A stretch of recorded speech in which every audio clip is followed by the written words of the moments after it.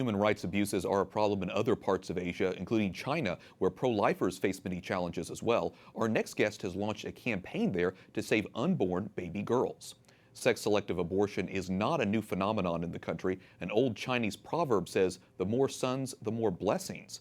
But China's preference for boys comes with costs. For every 100 girls, there are 115 boys.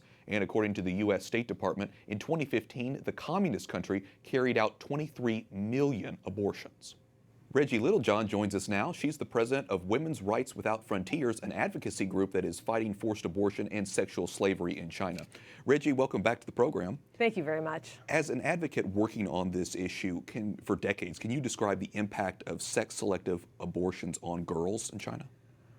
Yes, basically, because of brutal son preference, girls are still selectively aborted, even under the two-child policy. And the ones that are especially in danger are second daughters, so that most couples will let a first daughter live, but then for that second child under the two-child policy, that's their last chance to have a boy, and many couples will opt to either abort or abandon their girl. What is it about girls that they don't want a baby girl?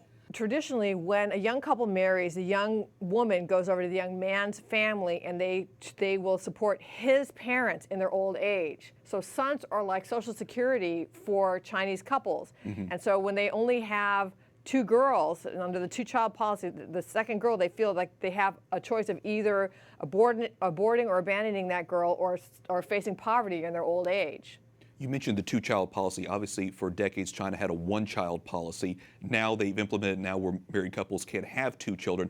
What has the impact that been like? I know it's been only since 2015, but do we know? Well, yes, we do know a lot of the impact, and that is that the way the Chinese Communist Party announced the two-child policy is they said that they were abandoning the one-child policy. And I think they deliberately were trying to give the impression that they were abandoning all coercive population control, and that is not true. The new rule is every couple is allowed to have two children, which means you have to be a member of a couple, which means that single women are still forcibly aborted. And also allowed to have two children, that means third children are still subject to abortion. So we are still, coercive population control in China is not over. Right. Right now, the Vatican is trying to reach a diplomatic breakthrough with China. You've spoken about this before as a human rights advocate there. Obviously, we know the Chinese, you said before, the Chinese don't necessarily have good intentions. So what would your advice be to the Vatican who's trying to negotiate with China? I believe that we're in a situation where the Vatican is negotiating in good faith, and the Chinese Communist Party is not negotiating in good faith. They are officially atheistic. They are completely antagonistic to all religions, including the Christian religion, and especially the Catholic faith, because of the loyalty to Rome. They cannot stand loyalty to anyone that's above themselves, particularly not a foreign power like the Pope or the Vatican.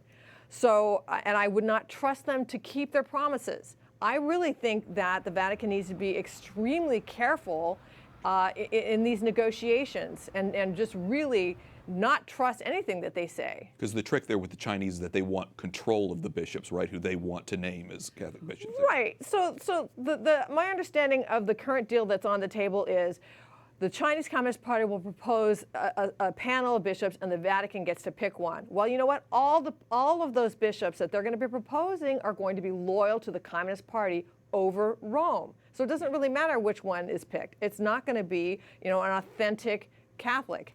Okay, well, we'll continue to watch these negotiations and all things in China.